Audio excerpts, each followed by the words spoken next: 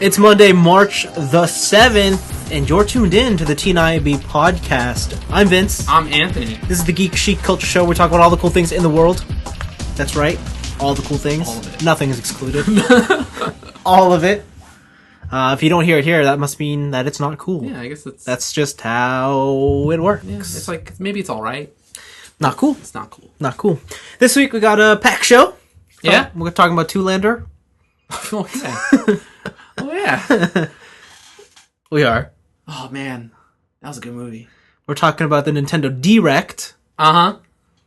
And then we're going to have some other fun stuff. Got some picks. We got some weeks. Got the usual flavor. Maybe Vince got a story.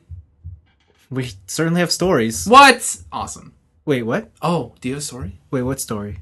No, I'm saying maybe you'll have a story time. Oh! You had shopping story time last time. Oh, sorry. I don't know if I have a story this week. I don't know if I have a story worth telling. Yeah, same. Like, I have a story, but... Oh, maybe you can take up the mantle of story. Maybe. Okay. Do you have a story?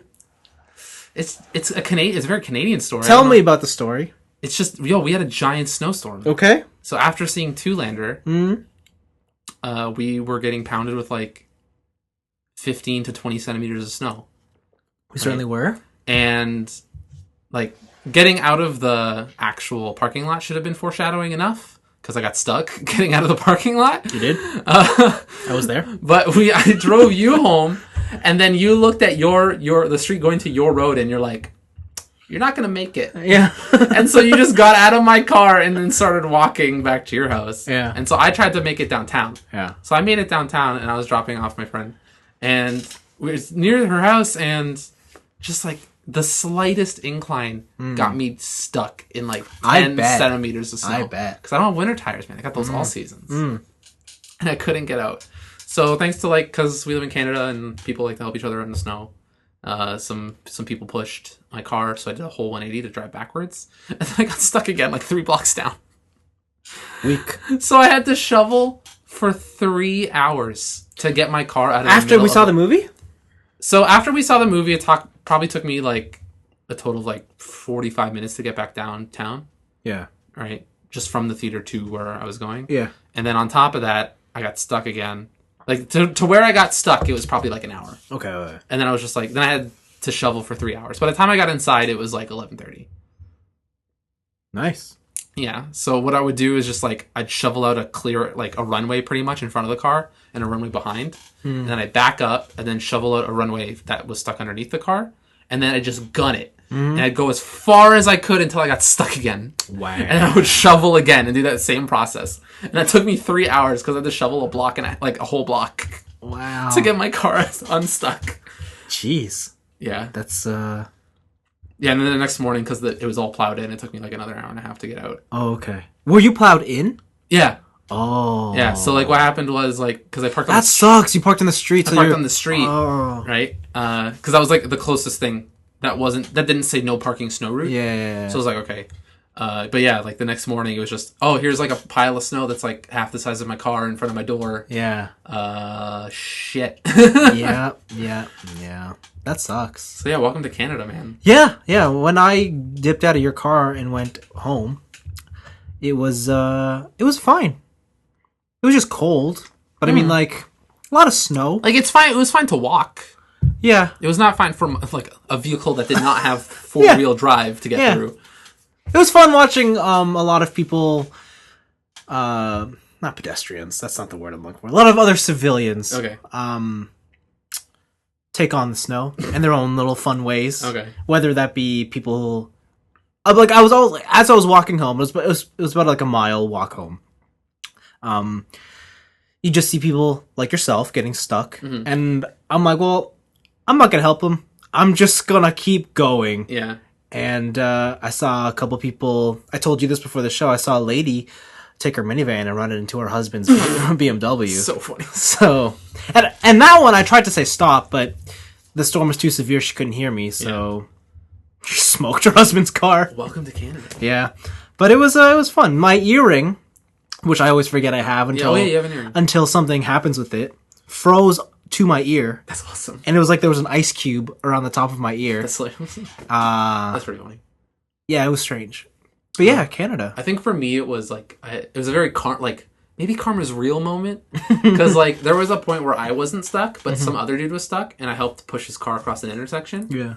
And then when I got stuck, like multiple people helped me out, and I was like, oh, maybe karma's like a real thing. Like I helped that guy. Or you're just in Canada. Maybe that too. Yeah. Yeah. Maybe it's Canada. Because everyone feels sorry for you. Because you're the guy with the small car without snow tires. Sorry. Sorry you got stuck in our weather. Sorry. Well, want some Tim Hortons, eh? Warm me up. Shut up. But yeah, no. The reason we were stuck in the snowstorm is because we didn't check the weather. Yeah. And we saw Zoolander 2. Yeah, we saw Zoolander 2. Zoolander 2? There's like multiple titles. There's Zoolander 2. There's Zoolander number 2. There's Zoolander. And that's those are the only three. That's right. We saw it. It's the sequel to the 15-year-old movie, Jesus. Zoolander. That's crazy. Wow. 15 years. 15 years! That means I was 10. You were 10. I was 10 when that came out. If it was actually 15 years. Yeah, 2001, I think. Yeah. I was so I was 12, 13. Depending on what end of 2011. That's true. I don't know when, but I just know it's 2001. But I was 10 or 11. Yeah. I don't really know what the story is. Derek Zoolander's back. Derek Zoolander made the school for children who can't read good and want to do other things good too. And stuff. Yeah. And then pretty much that movie wraps up real tight. Yeah. Right? Like so to make a story, they shove in a bunch of background story. Like, look what happened immediately after the movie. Like the building collapsed because Zoolander wanted to make it out of rubber cement. Yep. And then like it killed his wife. And like all this stuff happened. And he had a kid and he lost his kid, and then he went into the wilderness. Yeah. And then Hansel couldn't stop having orgies. Exactly. He was in love with his orgy. Yeah, and he's in some sort of desert having an orgy. No, Upper Malibu. Oh yeah, Upper Malibu. The Sahara in Upper Malibu. Exactly. Having orgies. But yeah, it's the same Zoolander nonsense that you remember. Yeah, it's just like people who think they're pretty are being super dumb, and then So what do you think of Zoolander? I actually thought Zoolander held up. I thought like that kind of comedy actually, like, maybe it was because there was such a gap between. But I still found a lot of his jokes really funny.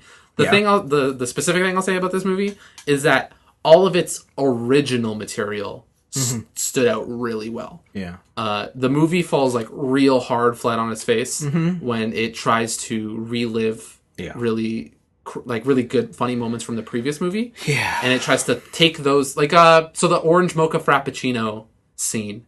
Yeah. With Zoolander and all his model buddies, where they get this gasoline fight, and it, like they try and relive that joke, but they do like an alternate version of it. Yeah. But I think that joke is just so high up there in like comedy for me that any trying of to recapture that magic is just not going to happen, and that's totally what happened. Like, yes, the only parts I found myself not laughing at were when they were trying to recapture jokes from the first movie.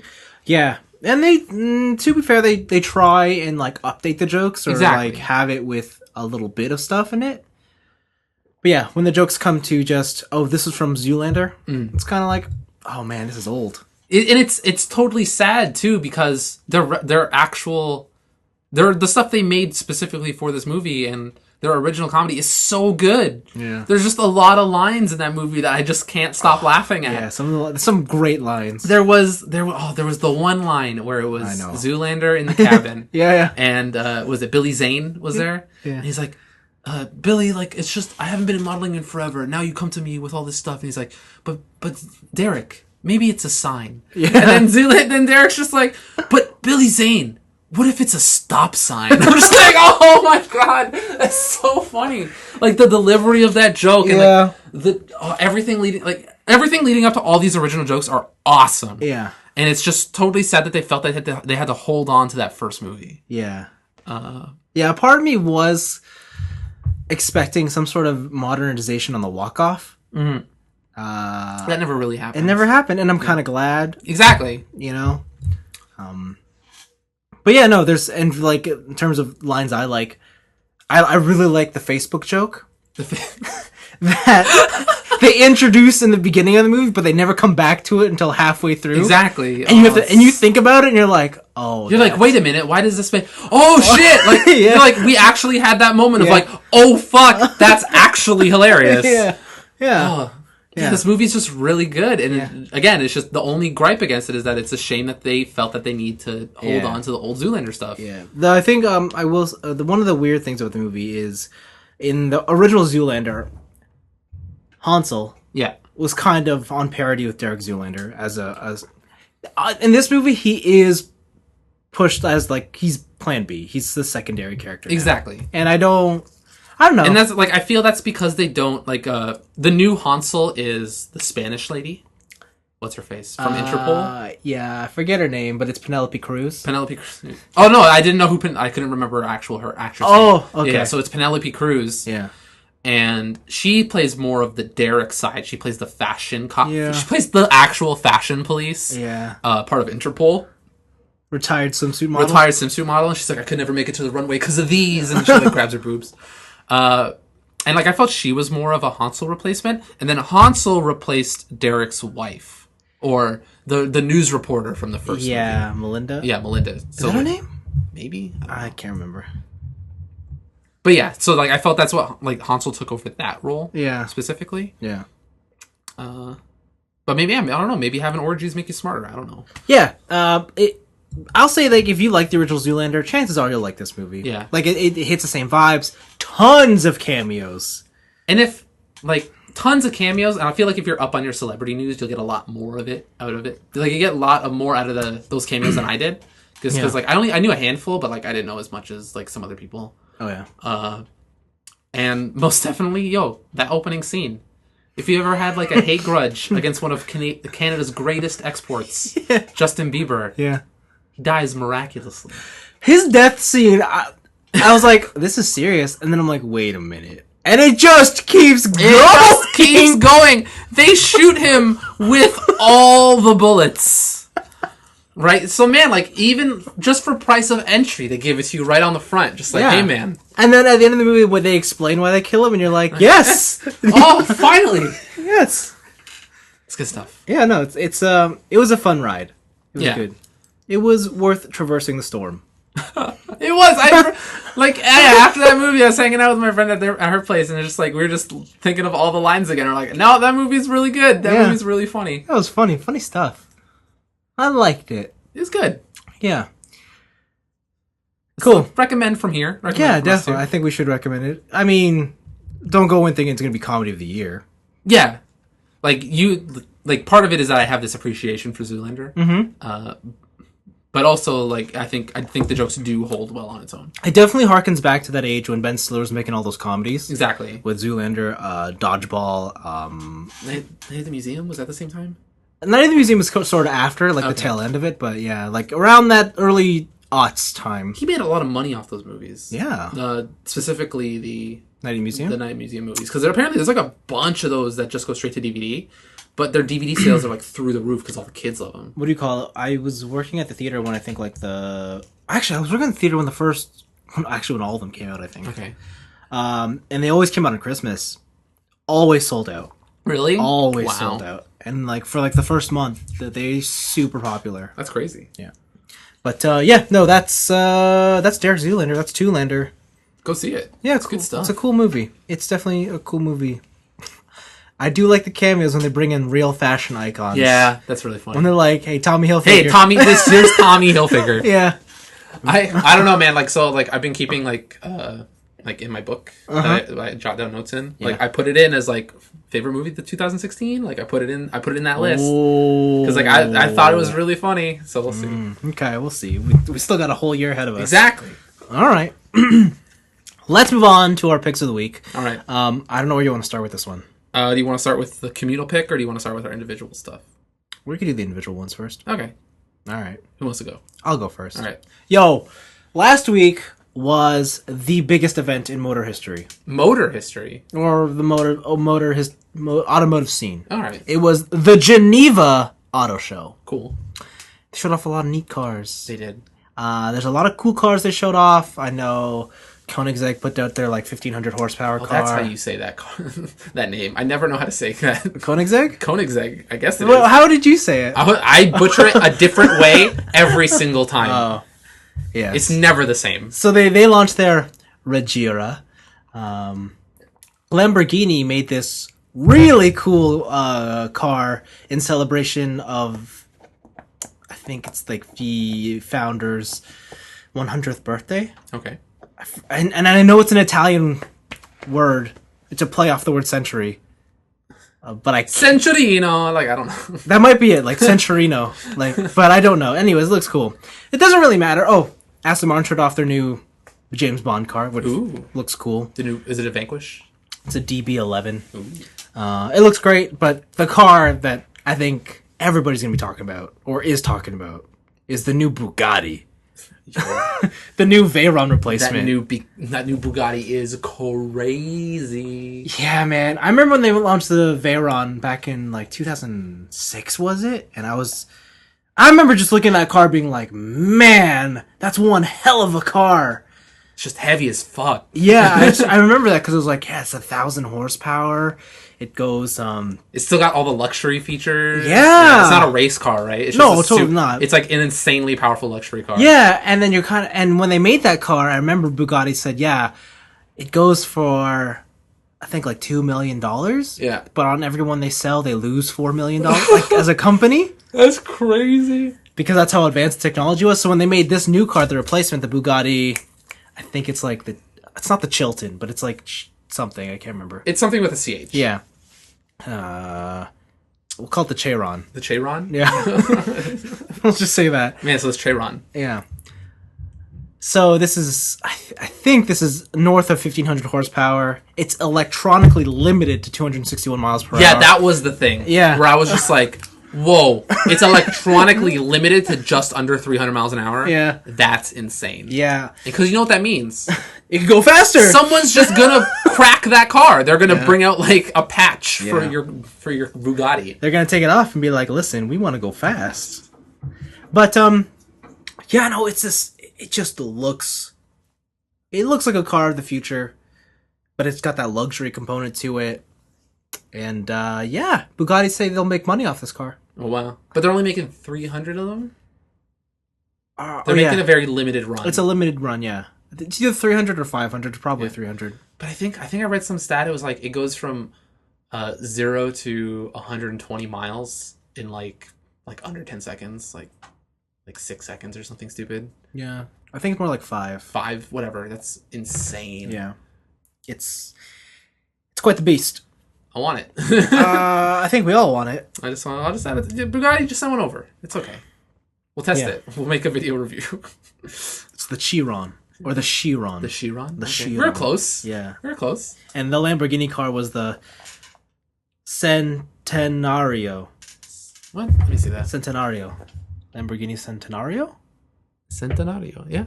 Right. Yeah. We're probably butchering like the emphasis on certain words there, I don't speak Italian. Neither do I. Which is fucked. What? You don't speak Tagalog. Get out of here. Yes, I do. Do you speak it? I can. thought you just understood it. Oh, no. That's why I hate it even more, because I know everything. Oh. I don't know. I just actively avoid it. Oh, okay. Anyways, yeah. That's that. And then my other pick is kind of just myself. All right.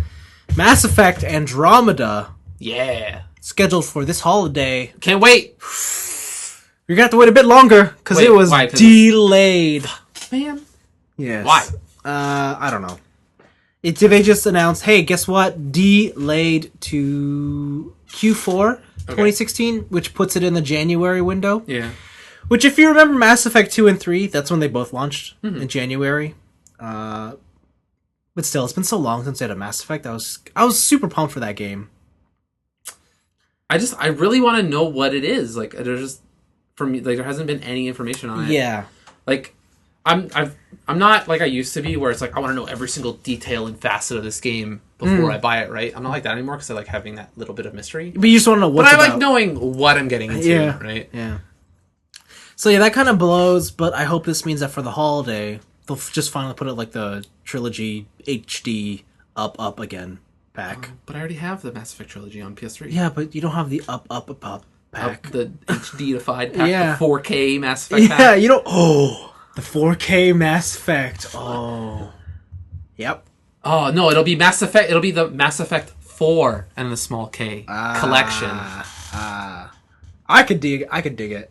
And then the game will finally run properly on consoles. Mm-hmm. Oh. I wonder how, like, there'll be very short elevator rides in one. Oh, the Mako won't be so stuttery to play. Yeah. Oh, sounds great. And I can finally play all the DLC. Did you not play the DLC? I didn't play any of the DLC for 3. Oh, wow, okay. Yeah. Wait, did I? No?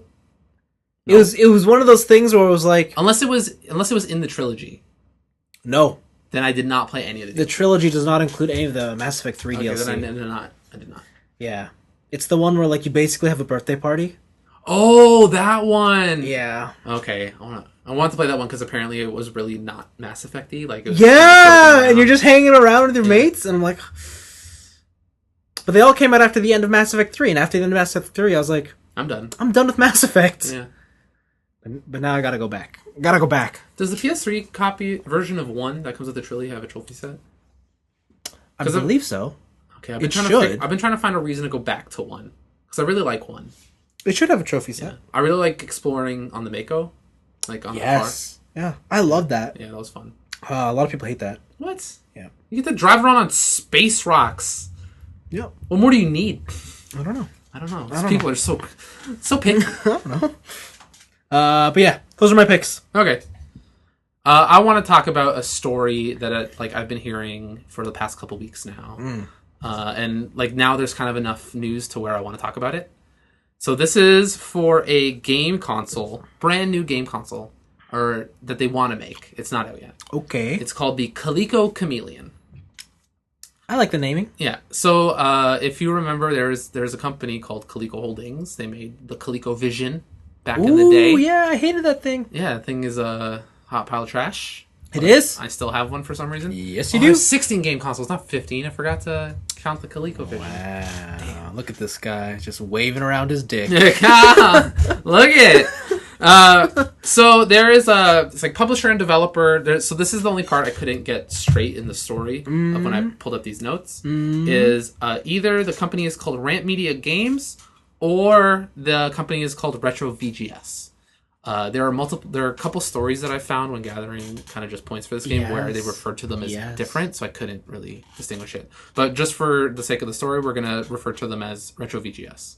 Okay. So they got the rights to the ColecoVision brand from Coleco Holdings, and they were going to start a Kickstarter for this console. It originally started out as a retro video game console that they wanted on Indiegogo. Yeah. And they wanted like 1.8 million to fund it. I see why they'd want Indiegogo. Yeah. And so the thing behind it is that they're tired of modern day video game consoles that have patches and DLC and stuff's released broken. So they want to go back to the old day and just have you release games on unupgradable carts. Ooh. Right? So you just like you put your game on a board and you ship out that cart and then like that's your game. Ooh. Right? So like if anything's wrong with it, I guess you're stuck. So that Indiegogo failed like handsomely. They made like 80 grand out of their 1.8 million. Like they bombed. Okay. And so after they got the Coleco like license, they also got a bunch of Atari Jaguar toolkits. I don't know if you remember what this console is. Which Jaguar? The Atari Jaguar. The original? Yeah. So the shell of the Atari Jaguar. Oh, okay. They have a bunch. They got some molds for the Atari Jaguar, so they can make like these Atari Jaguar shells, but they were going to use it for their own thing. Okay. And then they also launched a Kickstarter campaign asking for $250,000 to do some stuff. Wow. And so that Kickstarter has been put on hold due to the fact that the company might actually be scamming people. This is crazy because everyone was wondering how this console works. How is it running these emulations? Like, what is it doing on the inside to run all this? Yeah. And so people were like, man, like the only thing I could do was plug in a Super Nintendo controller to the shell. when they saw it like behind closed doors and stuff, and they're very cagey on what's actually inside, like what their inner workings are. So in a effort to be transparent, they posted up pictures on their Facebook page, the Retro VGS guys, of a transparent version of their console, showing, and they eventually took out the inside circuit board. Yeah. And they're like, this is what we're running it on, check it out, it's all cool. Someone on the Atari Age forums looked at that board and was like, no, that's not anything that can run anything, because that is a PCI capture card. Oh. So they shoved a mini PCI capture card into a shell, just like duct taped it in, and then was like, yo man, it's a video game console. And so Twitter user Frank Cifaldi, he used to work for 1UP Games, and he now is it GameSpot? I don't know what he's at now. I think he actually works in an actual video game company. Okay. But he used to work for 1UP, and he used to work for someone else, I forget. But him on Twitter, he's just like, he's getting it out there that these people on the Atari Age forums are like, yo, don't fund these dudes, because they're just showing off random garbage. Immediately after that was found out, the Retro VGS guys pulled that from their the page.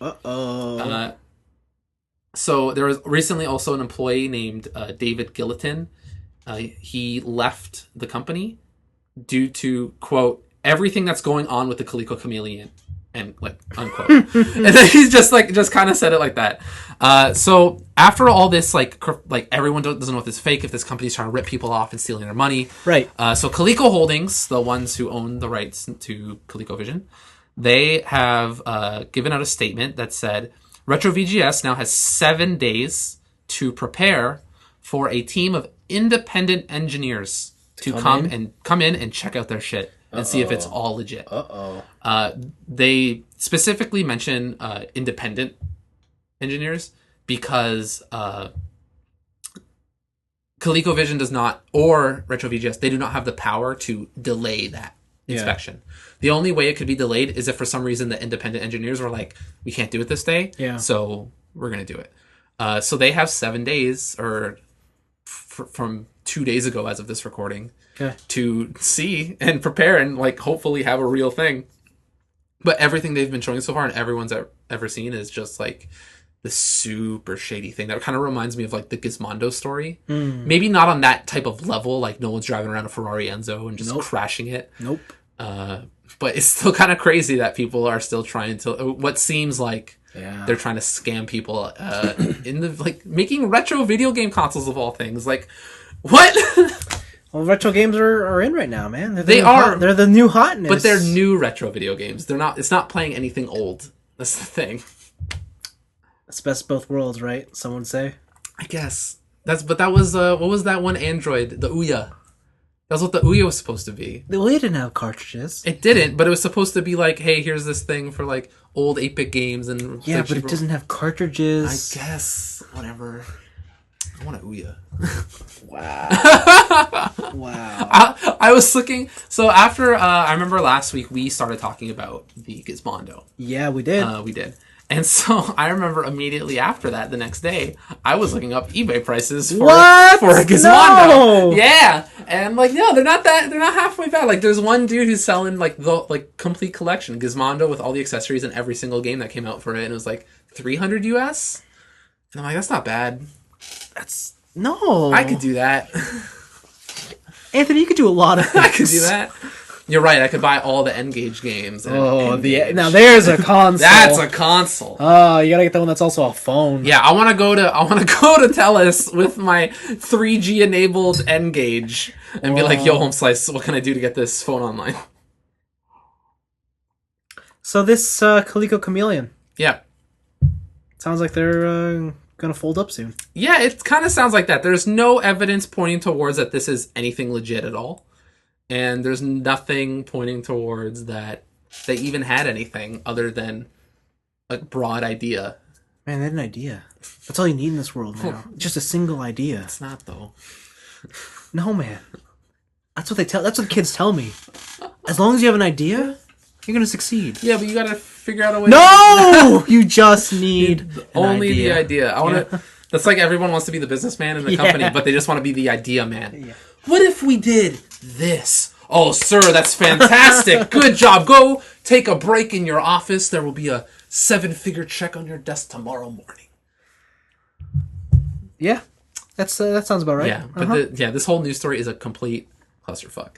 I highly recommend if you're interested in like kind of just shady business stories or like even like shady video game stories, go check that out. And if you haven't done so already, check out the Gizmondo story, the story of the Gizmondo, because that thing is so amazing. Crazy. It's amazing. It's awesome. It's amazing. Oh, Dietrich stole that Enzo and he drove it and he crashed it. And then after you finish reading that story, hear what Ferrari did with that Enzo. Oh, that's also cool. Yeah. I think if you look up Hotspot Gizmondo, GameSpot, I think they use. I don't know if they have it anymore, but they used to have a podcast called The Hotspot. Oh yeah, before the Bombcast. Yeah, before the Bombcast, and this is like it's pretty old, so like Jeff Gerstmann and stuff is on it. Well, if you know who they are, and there's some guy clipped together every single Gizmondo segment, and that gives you like a pretty good overview on what the Gizmondo story is about.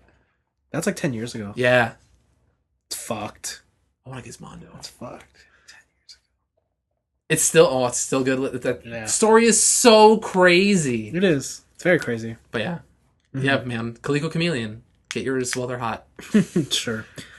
Did you have another pick?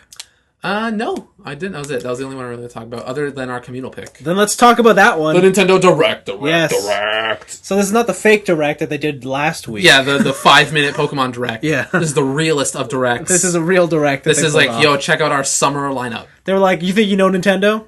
Let's show you our next 6 months worth of games. Exactly. So they did. They opened up with the Wii U. Yeah, they did open up with the Wii U. I mostly didn't pay attention, so you're gonna have to fill me in here. So let me pull up this news story here because all the cool things were on the back half of this Direct. I don't know.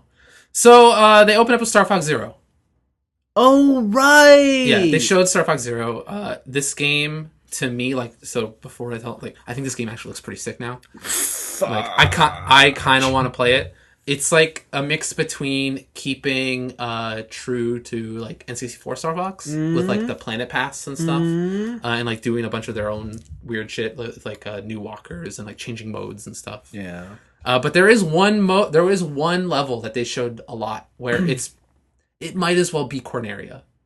It is Corneria. Is it Corneria? Yeah. No. He even says we remade. This is essentially Star Fox 64, but we've just redone basically everything within it. Okay, that's cool. Yeah. But yeah, so because there's a section at the end where it's like, oh yeah, we have branching paths. And I'm like, oh, you had that in 64. Like in Corneria in the first level when you can go into the waterfall. Like if you save Falco from those ships. Yeah, you don't shoot a bomb there, yeah. Yeah, and then you can like go underneath that waterfall and you go to the secret boss. Yeah. Like they have that, but now it's just like you hit a bunch of switches as the walker mech. And then like this gate opens and it does the same thing. And that looks really cool. Yeah, all the freeform flight, what's all range mode? That's right. We went to all range mode. That stuff looks really cool. I really like the way this game is looking. Wow. Yeah, it looks pretty cool. You know what this is? What? This is you being an apologetic Wii U fan. You're like, I just need games. No! I'll take anything at this point. Like it. And so now you're looking at all these mediocre games and you're like, you know what? That looks pretty nice. Yo, you know what I'm still playing? What? Xenoblade Chronicles. Yeah? Because that game's awesome. There's a bunch of games for the Wii U. Okay. It's good stuff. They showed off some... Well, you're not going to talk about the biggest Star Fox mode? The mode you're going to play with everybody? The multiplayer mode? No. What? The two-player mode. Two-player mode? Where you control the ship and your partner controls the gun? What? I didn't get that. I was like half paying attention to this part. Like where you are not, like you're not from behind anymore. Oh, like so you can be like if you're controlling the ship, you're not from behind the camera. You're basically like in the cockpit. No. If you're controlling the ship, you're kind of like. Do you remember? Oh shit! Not Ace Combat. What was that one game, that competitor that came out for the Xbox where you could like air drift with your plane? Crimson Skies. No. It started with an H. Hell no. But do you know what I'm talking about? Yeah. Basically, it was like a Top Gun clone, but you had like an isometric view of your plane. Okay. And you could like see it. All right. So when you control the ship, it's like that. That's cool. But your partner is in the cockpit, but at the turret side. That's sick. And they're aiming. So that's pretty cool. It looks hectic, but it looks like the most interesting about the game. Oh yeah, they also have like this side game. It's like it looks like a tower defense. Oh yeah, that thing with Slippy and his dad. Fuck that. Yeah, that looks whatever. Let's not go there. But there's a tower defense game coming out. The other thing was they have a new update for Super Mario Maker. Oh yeah. So they're adding keys to Super Mario Maker. So now you can have like I don't want to say you can lock doors. Yeah. Pretty much. It's not like the Super Mario 3 key where it's like I open up the SICK key and I go to Star Road. Yeah. It's not like that. It's just like here's this door. You cannot. It's almost like Super Mario 2. That's what I thought when I saw it. It's like here's this key. You can't get through this door unless you have the key. And then Fanto will come. Oh, I wish there was Fanto in this game. That'd be cool. No. But yeah, so now you can actually have mandatory boss fights in your levels now. Cool. Because you can hide that key behind the boss. And that was pretty cool. They have a update for Splatoon. They're still supporting it. More maps. That game's still awesome. Cool. And then this announcement was the next one is Tokyo Mirage Sessions Sharp FE. I love that name. It's pretty cool. It is a Atlas pop idol RPG with Fire Emblem characters. You know this? They've already shown this before. Yeah, they have, but it's like an English announcement, right? No, they've already announced it. Have they announced it? Yeah, but before it was just called SMT Cross Fire Emblem. But I thought that was what it was in Japan. No, but they showed that on the last Direct. Oh, okay. It's just now they have a title for it. Oh, maybe I just totally blanked on that. Yeah. Okay, but yeah, so they showed more gameplay of that. That's looking like Mad Persona. Yep. And there's a bunch of music. So you get the title, right? Sharp FE? Yeah. Yeah, it's like it's like notation, right? Like Sharp F. So FE is for Fire Emblem. Yeah. And Tokyo Mirage Sessions is SMT backwards. Oh, what? Yeah. Totally is. Is it not? Totally is. Yep. That's cool. That's how they kept it in the title. Goddamn Japan. Right? Wait, so is it going to be Shin Megami Tensei Tokyo Mirage Sessions? No, so it's just going to be labeled, I think, just Nintendo games, because I think Nintendo's publishing it. Oh, so this is the TMS series? Yeah. Oh, okay. Yeah. All right. Yeah. After that, they showed some gameplay. Like you mentioned, you're like, you might just buy a Wii U for this. I will. Wow. I will. That's crazy. I will. Okay. It's the summer. There's no games that come out in the summer. Yeah, and they announced this is like June 26th. I'm like, what else am I going to play? Persona 5. So that was the other thing I was thinking about. You know what else comes out at the same time? Final Fantasy 15. There's something else we're going to talk about later that comes out in the same time frame. Later? Yeah. Okay, well, let's wait till later. Yeah, okay. Because I think that's the biggest announcement. Yeah? Yeah. Well, at least for us. They had a 4-player co-op shooter, third-person RPG thing. It's called Lost Reavers. Oh, I blanked out on this part. Yeah, that looks like hot trash. The only way I'm playing that is if other people who also like bad games want to try it. Well, you have a couple friends. I do. That's the thing. That's the danger there. That's the dangerous part. That's true. That is a curse. Okay. And then Paper Mario Color Splash. Sure. They were like, hey man, that Splatoon's real popular. Yeah. What if we gave Mario some ink powers? Sure. But yeah, that's really it. Was that all the Wii U? Yeah, I think that's all the Wii U. Huh. Because I think they started the 3DS with Kirby Planet Robobot. Yeah. Which is a new Kirby game, but you get a mech. You've got the ride armor from Mega Man. It's so cool. Yeah. That's pretty cool. And there's a lot of sick fan art for it right now. It's the pink puffball is a badass. I saw one fan art where it looks like Kirby's drawn like Simone from Gurren Lagann. Oh, that's pretty cool. Right? And they matched the head of Gurren Lagann to Kirby's robot. That's I was like, that's clever. Yeah, so there's a lot of like that game looks really cool aesthetically, and like to be honest, Kirby games always hold up. Like I don't think I've played a bad Kirby game. They're fun. The thing with Kirby is that what they do is that they make here's like a regular Kirby game, like platformer or whatever, and then the game after that is like here's this weird shit like the Kirby Dash game where you draw the line, Rainbow Curse or whatever. Oh, Rainbow Curse, that's what it was. Where you draw the lines and stuff. You like they go like off the walls. Like Kirby's their experimental platform. Yeah. Right. So this looks really sick. There's also new amiibos coming out with that. They have They have like a special blue base. I don't know how I feel about this. So you can get a Meta Knight. Yeah. You can get a Waddle Dee. Yeah. You can get a Kirby. And you can get a King Dedede. But the Kirby and the King Dedede are different poses, and then the Meta Knight and Waddle Dee are new. I don't know how I feel about this. And depending on what amiibos you put on your 3DS, you get specific powers. So if you put like the original Mario with the Smash Bros. Mario on it, you get the flame power. Yeah. If you put down Link, you get the sword power, and it keeps going like that. Yeah. But yeah, and then the 4 specific amiibos that are made for this game, they give you like ultra special powers. Like eventually, like if you put down the Meta Knight one, Kirby just plays like Meta Knight. Right. Yeah, stuff like that. Sheesh. Looks pretty cool. The Rhythm Heaven Mega Mix that was released in Japan like last year is finally coming out here. It is. And so the cool thing about that game, it is not just a remake of the DS game, but it also has a bunch of new games and games from the GBA games. Yeah, that's it, yeah. So it's just like, it's like over 70 classic, like just a whole bunch of Rhythm Heaven stuff. Very cool. And I love Rhythm Heaven, so. There was a Solitaire Horse game. Oh, that was a thing. Okay, I didn't dream that. Yeah. Okay. Pocket Card Jockey. It is a solitaire-powered horse racing and breeding game. Okay. From the makers of Pokemon Game Freak. Oh yeah, you breed ponies. You breed like you make a pony and then you retire that pony and then you get 2 retired ponies to make a new pony. And then you play solitaire. That's harsh, man. That was pretty cool. I'm gonna keep that big announcement for the end. Okay. I'm gonna keep it for the end. Sure. Metroid Prime Federation Force. Fuck this game. Yeah, I'm gonna skip over that. SNES Virtual Console titles are now available for download on the new 3DS. Guess, listeners, which one of us in this room has a new 3DS? Did you get one? I've always had one, yeah. Oh, you did always have one. Yeah. You do. Yes. So you can finally download F-Zero on the go. I totally did! Oh my god. So the shitty thing, this is cool news, like having an SNES library at the go is pretty sick. But the shitty thing about it is that there is still no cross-buy. So if you pay $8 or your $7.99 for your F-Zero on the new 3DS, it's $12 in Canada. It is 12. Oh fuck.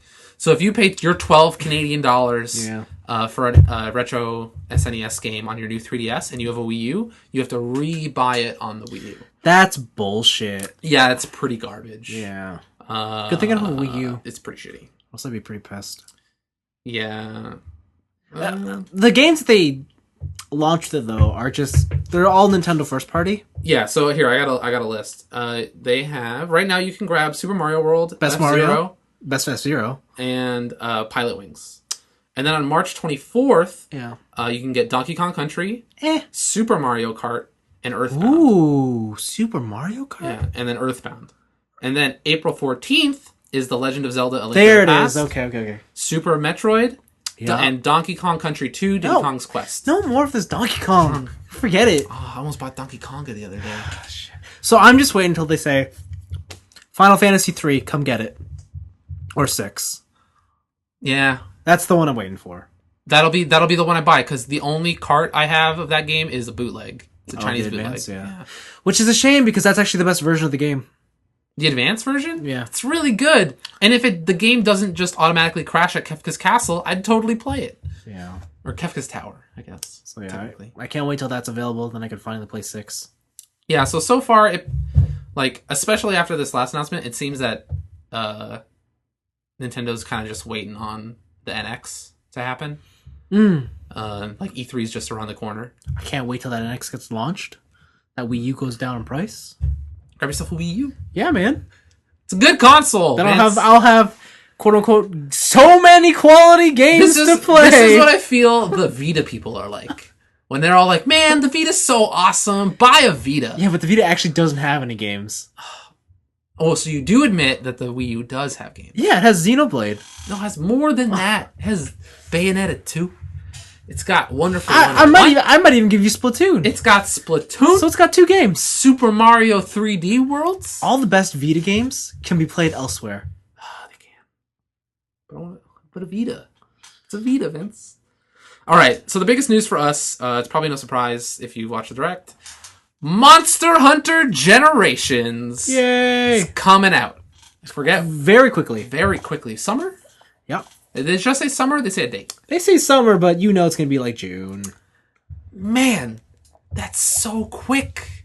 1 year. I can't wait. I've watched a bunch of Twitch streams of people playing Cross. Yeah, and you're getting excited?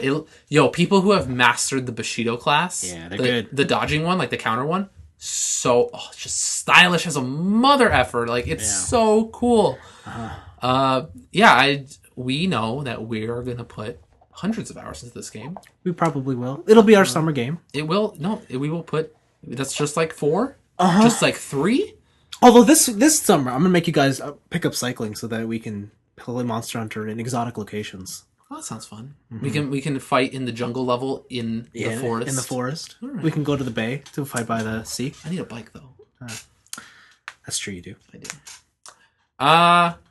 So man, like the thing is like this is the first Monster Hunter in recent memory where we didn't just wait until like the ultimate version came out, right?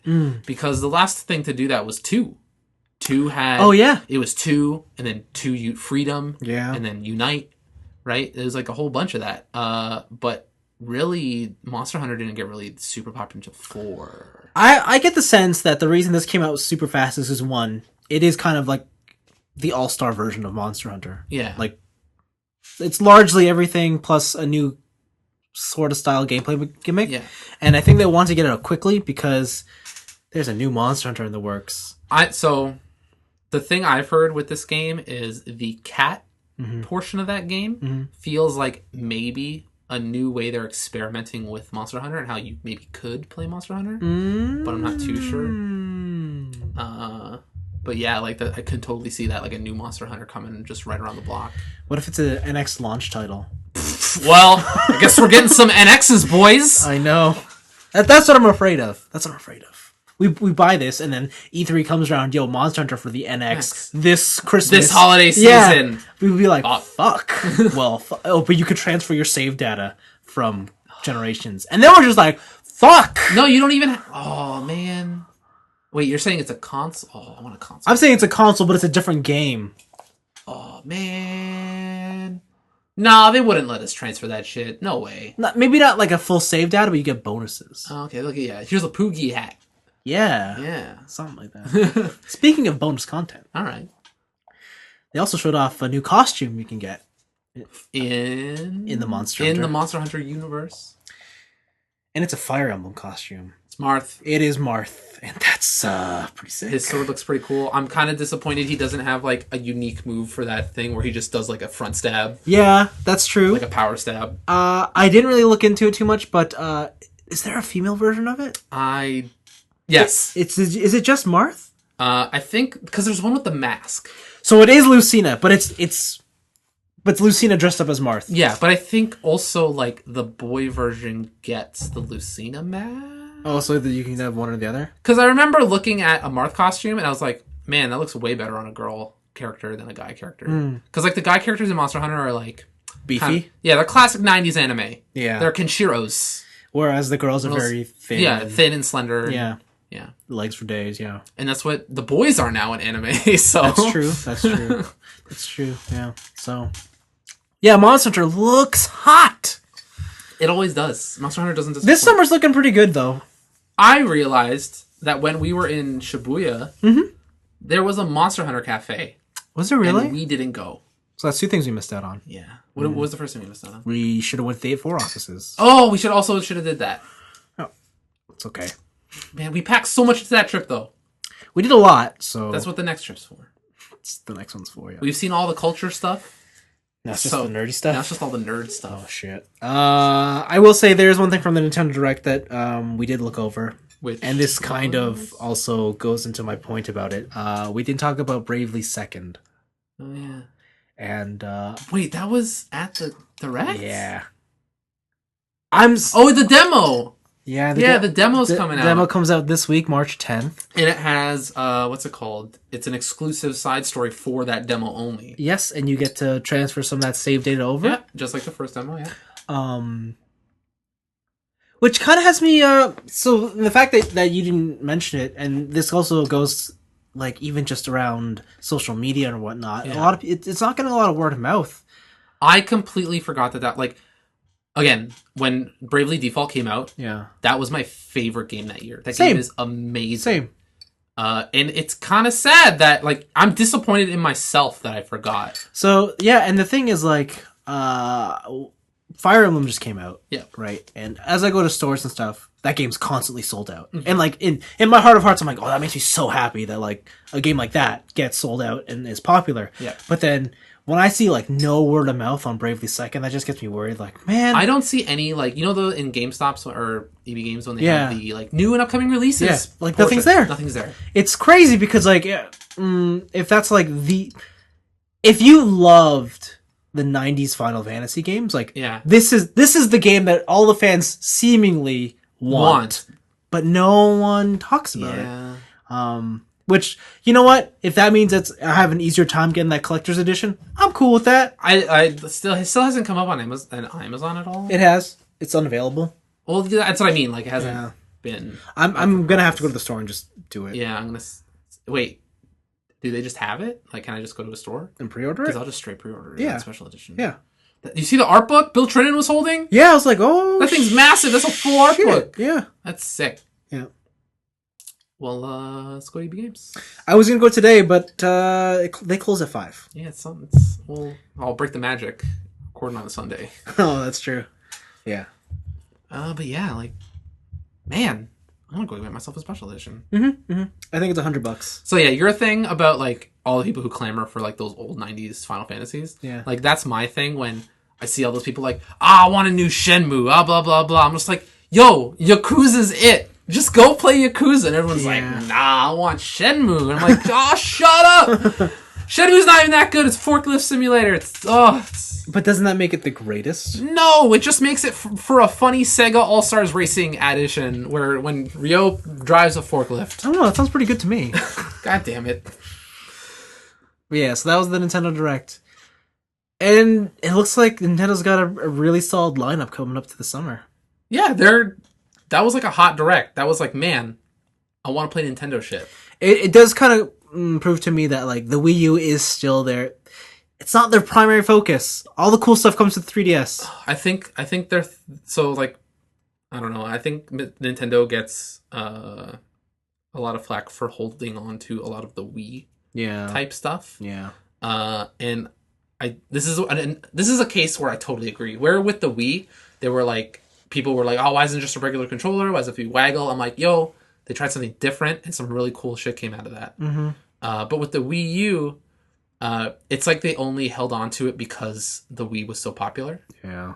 And none of their games have really been focused on waggle, have been focused on that screen. Yeah. It's just really disappointing. Mm. So hopefully the NX, like, I like weird Nintendo. I like Nintendo going kind of bonkers with their consoles. Mm-hmm. But if that means they're not pumping out quality stuff that Nintendo can do, like, I would rather them have a regular ass console. I am crossing my fingers that the NX is the console / handheld hybrid that we all hope it to be. Yeah, that looks super sick. Yeah. But that's a Nintendo Direct. Lots of games. Get hype. Yay. That's what I am. Hype. HYPE. I'm trying to think about like what other games are coming out in the same time frame that I would like to play. And Final Fantasy 15. Persona 5. Oh, yeah. Because the summer's dead. Yeah. Not anymore. Yeah, true. Oh, Uncharted 4. Is that summer? May. Oh, okay. It's like, it's around there. Yeah. And oh, man, that's like end of the school year. No Man's Sky. Oh, yeah! No Man's Sky. There's a bunch of coverage came out of that. Mm-hmm. That's a full price game. Is it? Yep. I thought it was $30. I think I saw a listing that was full price. Fuck that. Like it's a disc full price game. Wow, okay. PlayStation Plus, I'm counting on you. That's at least that's what I saw. Maybe I saw some inflated prices, but okay. All right then. We can check it after the podcast. Sure. Let's go to a week's. Do it. All right, so this week I was cycling as I do. I forgot that our city at one point actually hosted the World Cycling Championships. Yeah, I was there. Yes, in 2003. I went to the Italy booth. Yeah. And the Italy booth was the only place giving away free stuff. And I remember because a part of the course goes right by my house. And it went down the mountain. It went down the Wentworth access. So it actually goes down the Upper James. Upper James, okay. And it comes back up to Garth. Okay. Anyways, the reason I'm talking about this is because when I came to it, or to realization, I was like, I should try out that course and see what it's like. Yeah. And so I mapped it all out and I looked at it and I'm like, this is just part of what I actually do, but in reverse. Oh. And that makes a world of difference. Does it really? So the Garth access is really where it makes the biggest difference because I go down the Garth access because it's for listeners, we live on like an escarpment. We all like to call it the mountain. Yeah, it's an escarpment. There's multiple ways we can get from uptown to downtown. Yeah. The Garth axis is probably the most narrow one. But it's also the longest. And it's also pretty steep. Yeah. It's probably the most dangerous one. It's the one I have the most fun going down. Yeah. If you ever just want to like drive and have a good time, that's the one you take. So this is the one I take down with my bike because it's super quick, it's twisty, it's fun. The World Championship course does it in reverse. They go up it. And I've done it once. I don't ever want to do it again. But if you keep doing it. Fuck, yeah, I know. But anyways, I just thought that was cool. And I was like, hey, I'm like, I could do this, but nah, I'm not. I just thought it was fun. For video games, I played the Uncharted 4 multiplayer beta. Okay. You know I like this Uncharted series. Yeah, so I totally forgot that was happening. Mm-hmm. And so I want to play some after the podcast. Yeah. It's, I don't know how I feel about it.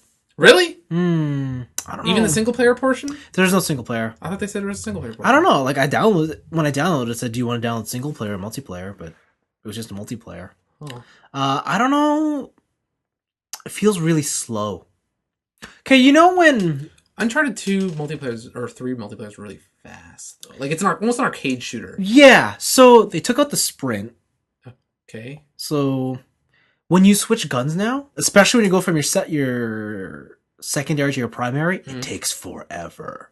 Like there's a full animation of you holstering your pistol, and then they take out the gun, and they put the strap around the torso, and then they aim it. It takes like a good 2 seconds. Oh wow, okay. The jumping feels pretty slow. You know when Uncharted first came out, and there's all those complaints of how like the shooting doesn't feel super tight and it feels very loose. Yep. I never really got that sense, but in this one I do. Like I feel like oh, it's so loose and everything's super inaccurate. Is it still one-hit headshot deaths? No. Oh really? Wow. Because like that was the main reason I would always falter off of those online, because like eventually, like I have a lot of the multiplayer is really fun, like all the climbing and stuff. But eventually, it's just like, yo man, here's a bunch of headshot fiends. It's like 2.5. Oh okay, 2. More than 2? Yeah. Wow. Yeah. Okay. I mean, if you have the sniper rifle, then it's 2. Or maybe even 1. The sniper rifle's 2? Maybe it's 1, maybe it's 2. I think if you have a sniper rifle and you are aiming down that scope, it should always be a one-hit headshot. Maybe. So, there's no such thing as one-hit kills. It's like Gears of War. Even if you get a headshot, you go down. Oh. And the whole point now is to revive your teammate. Okay. They have different class loadouts now. Okay. Like specific class loadouts, and each class loadout has perks. Perks which you can activate mid-game in terms of a shop. Oh, okay. Like you hit the touchpad, and a list of options open, like 4 options. One is like a relic. One is I don't know. Say you want to call in a heavy body card for support, they'll come in. Okay. You can buy a bigger version of the gun you already have. That's fair. Like a lot of different things. And when you kill people, that's how you get money. Did you get a chance to use any of those like power-ups they showed in the E3 demo, like the death totem? Works. Is that like, how does that work? Is that like dots, or how's that damaging people? How's that killing people? That is it's like a homing missile. Okay. And it does partial damage till eventually kills you, as long as you're within the area. Oh, okay. There's also a reverse one where if your entire team's down, you can throw a totem in there, and they all get instant revived. That's pretty hot. Yeah. They used to have grenades. Yep. It's not just grenades anymore. Some people have C4. Oh, okay. But it's not C4 that you can instantly detonate. You have to wait till it lands, and then there's a primed timer. Oh. So you have to wait like Are these more like, you think these are more like booby traps? There are, because they even have like mines and claymores and stuff. Okay. There's a whole lot of ideas. You're even given the grappling hook so you can like swing off shit. That's cool. But it's still like Uncharted where not everything you can climb on, and you don't quite know what you can climb on and what you can't. So like half the time you'll be jumping at a wall and you'll be like, no, this is not what I'm supposed to be doing. Okay. I don't know. I liked it, and then I didn't like it, and then I sort of liked it again. I'm on the fence. I'm sure that a single player would be great, but the multiplayer, it's... I don't know. I don't know what it is. I guess after playing The Division, and I like the way that feels to shoot. It's very tight. Yeah, Uncharted's not that. Okay. And you can really tell, as much as they tried, it's not that. And I don't know, maybe it's because it's in 60 frames, everything feels slower. Like their animations aren't as cartoony anymore. Oh, really? Yeah. Okay. Like, they still have the super cartoony taunts, but... Those are the best. But in terms of just, like, moving around the world, it's a bit more realistic. So it's like, do you think that's just a style shift? I think so, because I remember in Uncharted, it felt like you could, like, jump amazing distances. Yeah, you were Hulk jumping. Yeah, this one, you don't get that sense. You're like, oh, you're a human. Oh, okay. You can just jump. Yeah, because like there are instances in the old one where it's like, because you saw air control while you were jumping, right? So you could like S-curve around things. Yeah. Yeah, this one doesn't really have that. Oh, wow. But it could be just balances for the multiplayer. I don't know. It's interesting. Check it out if you can. And then for anime, I watched Ghost in the Shell Standalone Complex. Okay. 26 episodes. I think this came out in 2003. According to Twitter, yeah, you're kind of whatever on it. So I get why people love it. Okay. Like, it's one of those anime where it's like, oh, this is why people say if you like anime, you should watch it. And I completely agree. It's one of those shows, it's like, if you love the genre, it's probably something you need to watch. Just to say you've watched it, just so you understand. So you're part of that crew? Yeah. It's cool. It's super cyberpunk. I hate it for the exact same reason I don't like Metal Gear Solid 5. In that, you're with a bunch of people. You don't really get any sort of character development. They're just like, on today's mission. We're on the last episode. Yeah. And then at the end, it sort of links up and it all comes together. But it's more about the concepts that show introduces rather than the plot. Okay. So it loves to ask questions based on humanity. Like, that's the central theme. Like, what does it mean to be human? So does it do like the super broad questions but never really do anything about it? And a lot of the storytelling is very much implied. Okay. So you never get like that's purposely done. Like, you're never supposed to get an actual answer or resolution within the show. It's presented for you to think about it. Yeah. For example, the main character, she's pretty much a cyborg. Yeah. But then if she's mostly a cyborg, is she still human? And if she's still human, what does that mean about her gender? Right? Exactly. Because like they do this whole thing where, like, you know who the major is, right? Motoko, because purple hair. Yeah. She's the most masculine character on the show, but she's also the only female. So like, but is she a female?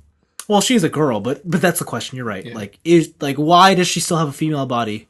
What is gender, anyways? Yeah, so it's a lot of those type of questions, and like as we move forward in society and we add more technology to our lifestyle, like what does it mean to be human? All right, let me ask you a question. Tell me. If robots get to a point where they are indistinguishable from humans, okay, do you think it should be okay for them to marry a human? It's interesting because they tackle this very subject. Really? Do they? Yep, okay, they do. They so like, and it's super. If you're really into like those kind of concepts and you love thinking about that type of shit, watch it. But don't watch this if you want a plot-driven show. Like, if you want A to B, something's going to happen, characters are going to develop. Okay. It's not really that type of show. I wonder if you would like Gantz then. I don't know. That's long. Because it's over, though. It's long. Yeah, I guess. But Gantz plays around with a lot of those questions, but it seems like because like Gantz actually goes into those questions and like has the characters like try and find answers. Like, I wonder if you would like those questions if they were somewhat answered from it doesn't if it meant it was from a human perspective or if it was from an alien perspective. Yeah. I don't know. I mean, this anime Ghost in the Shell is 2 seasons, so I still have another 26 episodes to get through. Okay. It's not something I want to watch immediately. Is this feeling like work now? Yeah. Okay. Because I do feel like I'm doing research because I want to just know. Okay. Rather than being interested. But yeah, it's cool. Now, I haven't really talked about anime that's airing currently in the current winter season.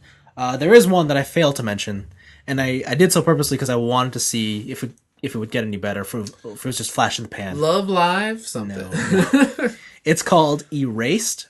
Okay. And it'll probably, at the end of the year, you'll probably see it on a lot of like top 5 lists. Of the season? Of the year. Oh, wow. Okay. I'm pretty sure it's going to be one of those because it's the type of anime that a lot of people can enjoy. In that it's just a regular drama thriller. Okay. That so happens to be anime. It's like, here's a regular TV show. Yeah. But anime. You know how when like people like when you say, "Hey, do I watch anime?" and you're like, "Oh, totally," and they name something that's super mainstream now. Yeah. This is one of those anime. Oh, it's like Naruto. Yeah, where it's like, well, it's like that's not even anime anymore. That's just like, here's this TV show. Yeah. So this is one of those. Anybody can enjoy it. It's a thriller. There's a cool twist with it. I don't want to spoil it because that's the whole part of the show. But okay. How far in is the twist? First episode. Oh, okay, all right. Yeah, don't spoil it. Yeah, I'm not gonna spoil it. But like it's set up like there's a boy. He's 29 years old. He's a mangaka. All right, I'm down. He recently gets fired because his boss tells him is like, you have the skill, you just don't have the imagination or the passion. Okay. So your drawings come across very flat. All right. Whatever. So he gets fired, and his mom comes back to like check up on him and be like, "Are you okay?" Blah blah blah. We'll hang out while you try and figure out what you want in your life. Mm-hmm. At the same time, he has this sort of time travel power. Like he just has it. Okay. Okay. It's kind of like deja vu. So like he'll relive the same moment twice, and every time he does it, he knows that something bad's about to happen. Whether that's a car accident or something. Wait, so is his deja vu power voluntary or involuntary? No, it's involuntary. It just happens. All right. And he doesn't know what it is. So when it happens the second time, he's like, "Oh shit!" He's like, "Something's gonna go down. I need to look around and make sure nothing bad happens." Yeah. That's the setup. I can't go any further without spoiling it. That sounds really cool, actually. The thing is, when you watch this show, it doesn't feel like a regular TV anime. It feels like you're watching a movie. Cool. Because I don't know what it is, but they've got the production values of like A-lister. They got infinite budget. Is that what you're saying? It's not that it looks good. Well, actually, it does look. It looks great, but it's done with like just the direction and the cinematography. They're like things you would never see in anime. Like where they would frame certain scenes or where they would put the camera. You'd be like, I'm watching a Ghibli movie. Yeah, exactly. All right, that sounds sick. You'd be like, is this a Ghibli movie? But it's like, but he's not associated with it, or episodes are only 30 minutes. Yeah, and it's like, was this a project at the Toronto International Film Festival? It's like, is this one of those indie things? Was this Sundance? And it's like, no, it's just anime. Thanks for introducing me to my top new hipster pick for best anime of the year, Vince. Yeah, no problem. But yeah, it's a thriller. And even though I mentioned some supernatural ability associated with it, it's not really like has nothing to do with it. It is just a murder mystery thriller. All right. And I think if you've listened to us talk about anime and you generally like what we like to watch, this is probably something you'll like too. Okay. Yeah, my definite recommendation. I'm gonna download it. I mean, watch it on Crunchyroll. It's on Crunchyroll. Watch it on Crunchyroll. Download it off of Crunchyroll. You could probably watch the first 9 episodes for free. Ooh. Ad supported, but for free. Vince, let me talk about this thing called ad blocker. Oh, that's true. Yeah. But yeah, that was my week. Sick. Cool. Yeah. My week it's a lot of stuff I've been talking about. A lot of games. A lot of games. Still playing Outrun like crazy. Oh yeah, fuck. Man, that threw you for a loop, eh? Yeah, still playing a lot of Outrun. Still playing Yakuza 5. I'm almost done Yakuza 5. So I'll probably have I'm done midterms now, so I'll probably have like a report by next week. I bet you better write it, man. Huh? I'm expecting you to hand that in. That paper is worth 50% of my mark. 8 a.m. Monday morning. All right. Yeah, and so the only new thing I've been playing is because I finished burp. That's not a game. Not Yakuza, sorry, Wolfenstein. Oh, The New Order. Yeah, I finished Wolfenstein The New Order. I started another game on my backlog, on my PS4 backlog, which is Final Fantasy Type 0. I started this. Yeah, wait, this week? No. Yeah, because you mentioned it a while ago, like a couple months ago now. I bought it on Boxing Day. Okay. Yeah, you mentioned it a while ago. I have just gotten around to it now. And what you say about that game being a PSP game, certain things don't bother me as much as they bother you. Okay. Just like the overall look of that game, like I think it looks okay. I think the main character models look good. Yeah. Everything else is very generic. Yeah. The thing is though, like when you say it's a PSP game, there are certain things in that game, like lip syncing. The lip syncing in that game is terrible. Yep. And I don't know why. Because on the PSP the screen's small. Yeah, so you don't really notice it. Yeah. Right? Yeah, that's it. And just certain things of like when you don't redo lip syncing in a game for English voice acting, the actors have to fit in their English line in the amount of time a Japanese person would have said it in Japanese. Correct. Right? So they have to match the mouth movements with their mouth. But just sometimes it just doesn't fit. Yeah. Like people will start talking before mouths move. People will stop talking while dialogue is still happening. Yeah. Certain things like that. And just gameplay wise, it is very segmented. It is meant for, yo, I'm on this train.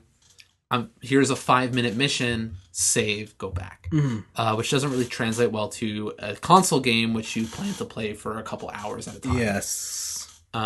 Though I do really enjoy the character names. Just the character names in general. The character names are great. But I do enjoy the mission structure. It's really cool. You get a mission, or you have a specific set of time to go around the world and talk to people. And every time you do an event, it takes up 2 hours until you do a next mission, like a next story mission. And then from there, you go into the overworld. You can go in, and each overworld area is an instanced arena, pretty much, like multi-segmented arena. Think Monster Hunter, right? Here's the map of Town X, and then it has a bunch of sections. I really like how fast-paced the action is. Yeah, the combat's cool. The combat's really cool. Switching between characters, using different weapons and magic and all their special abilities. I also like that the game emphasizes the fact that, listen, you don't know what it's going to be like going into these missions. So depending on enemy types, the crew you went in with might not be the crew you need. Yeah. So don't be afraid of backing out, switching your crew. Like, don't worry. Like, it's cool. And I really like that aspect of it. It rewards you trying multiple strategies. It rewards you using all the characters. Like, I'm not just doing the Pokemon thing of, here's my starter and my backup. You're not just using Ace? Yeah, I'm not just using Ace and King and then just going to town while Uno is doing whatever. Oh. Or no, Deuce. Yeah. Deuce is just chilling. The only thing that's weird about this game is that they kind of shove you right into the middle of these people's lives. Yeah, I was confused at first. I'm very confused right now because it's just like it's like I'm the transfer student. Like, everybody in class 0 has already has these like established relationships, and they're all chilling in the middle of the semester. Yep. And I'm like this new homie that just comes in and is like, "Hey guys, what's up? Can you catch me up on all this backstory?" Like, it's like, no, you can't really. You just gotta start from this point. Yeah. I do like the lecture aspect, talking to the Mog. Yep. Yeah, I like that. Every single acronym is like legit. When the Moogle has the Moogle acronym explained out, I'm like, oh man, that's so hilarious. Yeah. Pretty dumb. Everything's very Japanese. Also, this game's very bloody. Yeah. It's super violent. I didn't realize how the first cutscene that happens is you're in a war. And real war shit happens. Like, they shut off your magic with this anti-crystal shit. They kill that chocobo, right? They smoke that chocobo. Yeah. The first cutscene is 20 minutes of this dude dying and struggling with accepting his death. It's kind of messed up. That chocobo's just red. Not because he's a red chocobo, because it's chocobo blood. You didn't breed that one. Yeah, you didn't breed that one. Yeah, I got 10 male and 10 female chocobos. But yeah, taking corpses and exploding them to get their magic power and stuff. This is not your mom's Final Fantasy. This feels like a 90s game where they're yo, man, you want the extreme Final Fantasy? This one's M-rated. Yeah, it's got I can that see blood. that. It's got that gore. This ain't your grandma's Final Fantasy. Like, No, it's not. Like Duke Nukem's in the corner, like, pissing on something. But so far, I'm really enjoying it. The gameplay is really fun. Yeah, just the whole fast-paced thing and the fact that they reward you for trying out different strategies. I really like it. And that's really the only new thing I've been doing. So going back to the whole lip syncing's bad, and they have to the American voice actor or actress. Yeah. Or actually, it's just actor. You can't say actress, right? Yeah, which was the funny thing. Where my friend told me that, and she's just like, "Yeah, you can't say actress anymore because it's just all actor now." I'm like, "Wait, so to equalize it, they made the male version superior?" She's like, "Oh, I don't know." Yeah. Anyways, the actor has to fit their English line all the way through the Japanese program dialogue sequence. Yeah. We forgot to mention with Tokyo Mirage Sessions Sharp FE. Yeah. That game, they didn't even bother dubbing. Yeah. It's just subbed. Yeah. And I'm all for it. Yeah, so that's the thing with, like, real Japanese-ass video games. Like, when it's something weird, like, hey, man, here's a bunch of idle shit. Yeah. Or, like, hey, here's the Yakuza franchise. Like, I think it takes away from why people like that series. Yeah. When you actually dub it. Right? Like, the whole thing about those games is that it's just a weird culture shock type of thing, right? Yeah. And when you try and use your American actor, or when you try and get Troy Baker to do something, like, you're kind of like, whatever. Like, I kind of wonder, like, if the Persona series didn't have such good voice acting, like, if it would be better for them to be dubbed. See, that, or something. Like, I almost wanted to learn Japanese just so I could play that series. See what it's like, because it's so culturally... Yeah, right. There's a lot of things that... Because, so for people who don't know, like, localization isn't just... Translating. It is making it so that your new audience can understand certain culture values and certain things. Or, if they can't because it's so ingrained in the culture, just changing it over to a Western style. Yeah. And while that sounds like a very minimal... change, it takes away from a lot of scenarios and situations which make them more awkward in English. I remember because I have a lot of friends who love Persona 4. They especially love Chie and like the whole like Chie's best meat thing, right? And I remember the first time they saw the word takoyaki, and they're like, what is that, like a meatball? I'm like, and then I had to explain to them, no, it's octopus. It's an octopus and the weird ball. Or and it even works somewhat with anime as well. Because anime is very focused on Japanese culture, but sometimes you kind of just miss that. I forget that like not everyone is kind of like us when it comes to like they'll like the things we like, but they're not as ingrained into the culture as we are. And like it's like you'll have those weird explanation moments. For example, that anime I was talking about, Erased, it deals a lot about just regular Japanese culture. Okay. And so when I was talking about it with other friends, they're like, how come they just didn't do like A or B? I'm like, well, why don't they just use our values? Because I'm like, well, that's a bit of a faux pas in Japan. Like, you can't just do that. And they're like, oh, it makes a lot more sense. And it's, so. Yeah, like I've totally realized that now playing Yakuza and like watching certain animes with someone who's like not ingrained like we are. Yeah. Where it's just like, why don't they just do this? And it's like they just don't. Like, you don't do that there. Yeah. Like, you don't do X there because of Y reasons, right? Yeah. Yeah, it's an interesting thing. There is actually a book that I've been meaning to buy. It's called The Legends of Localization. Oh, yeah. It is available on, I think it's Fangamer? I think you can get it on Fangamer or you can get it on American Amazon. But it goes into really in-depth detail about the localization of certain games. I think the first one is about Earthbound.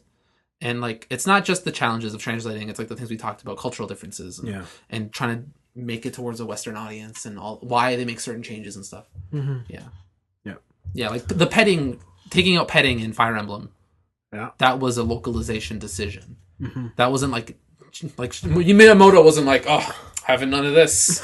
Like no, it's just like the dude was like, hey, like this probably doesn't play here on like a really broad audience. Like we're gonna have this really vocal minority who's gonna hate it. Yeah. But like if you want to sell more copies, like you kind of Yeah, I think Nintendo had their official response was it just wouldn't jive well in Western culture. Yeah, and like I totally understand that. Yeah. Like I used to be that dude. I used to be that high school student who's like, oh, why isn't it the Japanese thing, right? But now like I totally understand that like you just can't. Yeah. Because there are certain things that people just won't understand. Mm-hmm. There you go. Legends of Localization. Yeah. Check it out. I think they have like a couple free pages to read on at least the Amazon site. Oh, okay. Sounds good. But it's cool. Yeah, little inside baseball there at the end of the show. It's my favorite conversations. I really like, because like we talk about very surface level topics a lot. Like I really like going. Yeah, sometimes it's hard to get in these deeper topics because then you'll just alienate the audience. Yeah, right. Yeah. And so that's the thing. Like we're making a choice here, just like those localization dudes. Yeah. So. Yeah. Need like a side segment, members only. We need like a B-side to this podcast. Are you telling me that we should make a B-side podcast? I don't know if we need a B-side podcast. I don't know what the fuck we talk about. We talk about all the weird shit that we talk about after the podcast. That's true. If only you guys knew what the real tniab podcast was like. Yeah, it's just the nerdiest shit of all time. We don't talk about the cool things in the world. No, we talk about the real things. We talk about the real things like earnings reports and currency exchanges and finance. Yeah. Man, I wonder how Nintendo's going to handle this business quarter. Anyways, yeah, that's it for us this week. Yep. You know where to find us. tniab.letters@gmail.com. Send in those letters. Yeah, send them in. Or comment on the Facebook page. Yeah. Comment on the YouTube channel when the episode goes up. So we had a comment on our YouTube channel. Yes. Saying one of our longtime listeners was mentioning how like we influence his anime consumption a lot. Oh, that's good. And I dislike very much that I am associated with the fan service anime that he didn't like. I was like, oh man, that wasn't me. I've never seen this show in my life. And it was TJ because he's on like one episode. And then I was like, oh man, do I really ooze that persona? Like, no. Yes? No. It's not what I'm going for at all. But I very much dislike that fan servicey stuff. But you're associated with it. No. Why? What happened? I don't know. That's tough. Maybe it was just like a when in doubt thing. Yeah, when in doubt, go with Anthony? Yeah. Oh, shit. Now you know what it's really like here. No! But yeah, thanks. We enjoy your comments on the YouTube page. Yeah. They're always fun to read. So Vince is posting up more like kind of behind the scenes toy stuff on our Facebook page. I sure am. Do you want to make our posts 95% more popular in the Philippines? Not really. Because Facebook will let us do that. Not really. Yeah, check out our Facebook page. We're not really using Twitter. Like our Facebook page is where we post most of our stuff. Yeah, and which kind of sucks because I know a lot of people don't like Facebook. It's just like everything is so handy there. Like even I don't like Facebook, so it's just I get it. The tools there work to where like we can do that stuff. Like Twitter is like a weird platform. I know. But the conversation about Facebook we'll have to save for another day. Because that's an inside baseball topic. Yeah, I could go on forever about Facebook. But that's it for us. Thanks for listening, guys. Peace out. See you next week. Why were you? Shut up.